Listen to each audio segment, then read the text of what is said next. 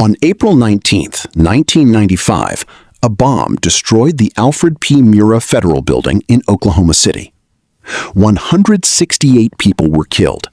19 of them were children in the building's daycare center. Timothy McVeigh was arrested, convicted, and executed. The government said it was over. It wasn't. Because somewhere in the FBI's evidence files, sealed, suppressed, and fought over in federal court for the past 30 years, is footage that the government has repeatedly claimed does not exist. FBI agents' own internal reports say it does.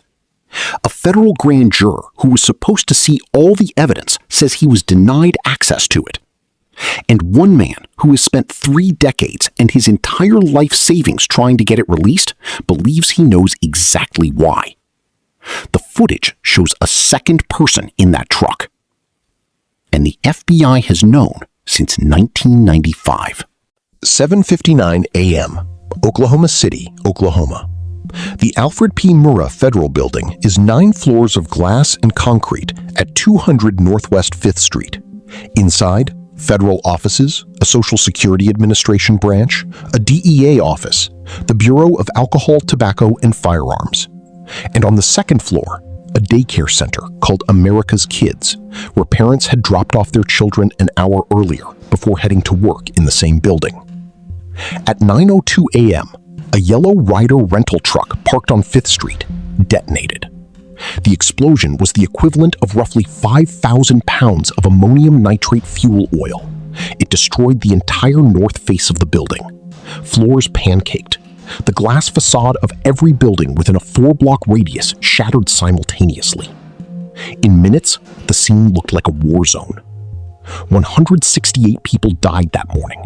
More than 680 were injured. 19 children from America's Kids never went home. It remains the deadliest domestic terrorist attack in American history. Within 90 minutes, law enforcement had a suspect. Timothy James McVeigh, 26 years old, an Army veteran, a militia movement sympathizer, a man who had become consumed by rage at the federal government after the sieges at Ruby Ridge and Waco, was pulled over for a missing license plate about 90 miles north of Oklahoma City. The trooper noticed a bulge under his jacket. McVeigh was carrying a concealed 9mm Glock. He was arrested. He was connected to the bombing. He was charged. And within days, the official story began to take shape. Timothy McVeigh acted alone in Oklahoma City. He planned it alone. He built the bomb alone. He drove the truck alone. He walked away alone. Some of the people who were there that morning said that wasn't what they saw. Multiple eyewitnesses in the area of the Murrah building that morning reported the same thing independently. 2 men got out of the Ryder truck. Not 1, 2. Eyewitnesses described a second man, variously described in early reports, walking away from the truck in the same direction as McVeigh. Multiple witnesses placed a second individual at the scene. Their statements were taken, they were logged, and then, for all practical purposes, they were set aside. The FBI's position hardened around a single perpetrator theory. McVeigh acted alone in Oklahoma City. His co-conspirator, Terry Nichols, had helped plan and build the bomb from a distance, but was not present at the scene. The witness accounts of a second man were not featured prominently at trial. The official narrative moved forward. But the witnesses didn't change their stories. And then, there was the footage. April 19th, 1995. Within hours of the explosion, FBI agents fanned out across the area around the Murrah building. They were looking for evidence, all of it, whatever was in range. And in 1995, in a federal building district in a mid-sized American city, there were cameras everywhere. The Regency Tower Apartments, located less than a block from the Murrah building, had a direct line of sight to the north face of the building and Northwest 5th Street, exactly where the Ryder truck was parked. Security cameras were positioned there. FBI agents went to the Regency Tower that day.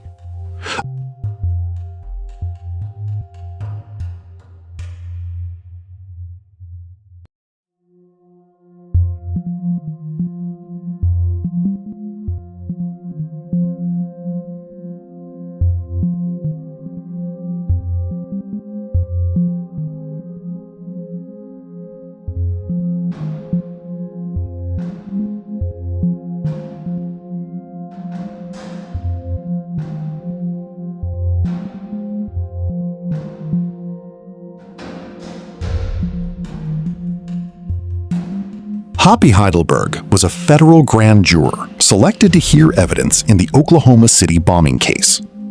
Federal grand juries are supposed to be independent. They're supposed to see everything. That's the point. They exist as a check, a body of citizens given access to the full weight of the government's evidence so they can make an independent determination about whether charges are warranted. Heidelberg took that seriously. He started asking questions. He wanted to see the security camera footage. He had heard from other sources that footage from cameras in the area had been seized. He wanted to see what was on it. He was told it didn't exist. He didn't accept that. He pressed the U.S. Attorney's Office. He pressed the FBI liaison to the grand jury. He was denied access to the footage. He was eventually removed from the grand jury. He later gave an interview in which he described his experience. He said, "All they showed us were a series of video still photographs showing the Ryder truck, but no one in or around the vehicle. We were never allowed to see the photo evidence from the cameras on the Murrah building. That would have shown the truck being parked and the people who got out of the truck. That's all on tape. And we were authorized to see all of that. But we weren't allowed to see it. And in fact, nobody has been allowed to see it." He was a federal grand juror, legally authorized to see the evidence, denied access to it anyway, and removed from the panel when he wouldn't stop asking. Jesse Trentadue is an attorney from Salt Lake City, Utah. He became involved in this story not because of the bombing itself, but because of what happened to his brother afterward. In August 1995, 4 months after the Oklahoma City bombing, Jesse's brother Kenneth Trentadue was found dead in his cell at the Federal Transfer Center in Oklahoma City. The official ruling? Suicide by hanging. Jesse didn't believe it. He believed his brother had been killed, and that Kenneth had been confused with a John Doe suspect connected to the bombing investigation, that the people who came for Kenneth thought they were getting someone else. That conviction sent Jesse Trentadue down a path that would consume the next 30 years of his life. Through Freedom of Information Act requests, through civil lawsuits, through federal court filings, through depositions of FBI agents, Jesse began pulling at threads. And what he found, documented on paper in the FBI's own files, was a trail of evidence pointing to footage that the agency had seized, cataloged, described internally, and then denied existed. He found references to cameras. He found agents' reports describing what they saw. He found internal memos that contradicted sworn testimony in federal court. He obtained some of the footage. 30 tapes were eventually released to him, mostly aftermath footage, people running from buildings, nothing that showed the moments before the explosion. But the critical footage, the footage from cameras with a direct view of Northwest 5th Street in the minutes before 9:02 a.m., remained buried. FBI Section Chief David M. Hardy filed sworn court statements saying the footage did not exist. The agent's own reports said it did. That contradiction, sworn federal testimony versus the Bureau's internal documentation, has been at the center of a federal lawsuit in Utah for 17 years and counting.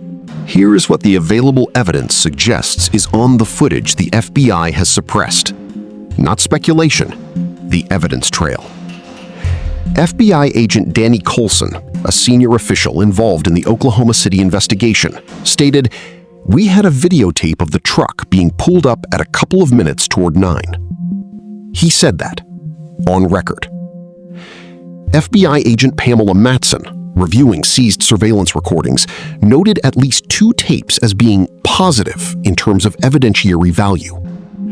The footage from the Regency Tower, described in agents' own reports, showed the Ryder truck on Northwest 5th Street in the moments before the explosion.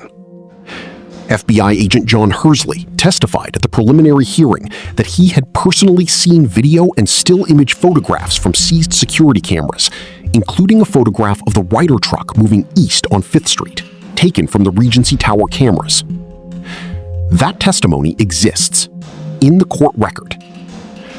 And yet the FBI's official position, maintained for 30 years, including in sworn statements before federal judges, is that no footage shows the truck, the moments before the explosion, or the people who exited the vehicle. What the footage appears to show, based on every available piece of documentary evidence, is a second person in that truck, which would mean the official story about what happened on April 19th, 1995 is incomplete, which would mean McVeigh did not act alone in Oklahoma City, which would open a question the government has fought for 3 decades to keep closed. Who was the second man? Jesse Trentadue has a theory about why the FBI has never released the footage. He believes the second person in the truck was an FBI informant, someone operating inside the militia movement who either participated in or failed to prevent the bombing. This theory, and it is a theory to be clear, is not without support in the documentary record.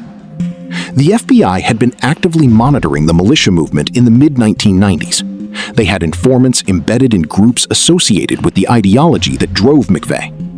Whether any of those informants were connected to the specific plot that led to Oklahoma City remains classified. What is documented is this. The government knows that footage exists. Their own agents said so in internal reports. The government told the public, the courts, and a federal grand jury that it does not exist. The government has fought for 30 years, through multiple administrations, through the tenure of multiple FBI directors, through changes in political control, to keep that footage sealed. An estimated 67,000 documents related to the Oklahoma City bombing remain under litigation as of 2025. Timothy McVeigh is dead. He was executed on June 11, 2001. Terry Nichols is serving 161 consecutive life sentences. The case is closed, officially. And yet the FBI continues to fight, actively, aggressively, expensively, to prevent the release of footage from a 30-year-old bombing investigation. The litigation continues. As of 2025, Jesse Trentadue's case, filed in federal court in Utah more than 17 years ago, is still active. The FBI and the Department of Justice continue to oppose the release of the footage and the 67,000 related documents. His brother's death remains officially classified as a suicide. The footage from the Regency Tower cameras has never been publicly released. No one has ever been charged in connection with a second bomber.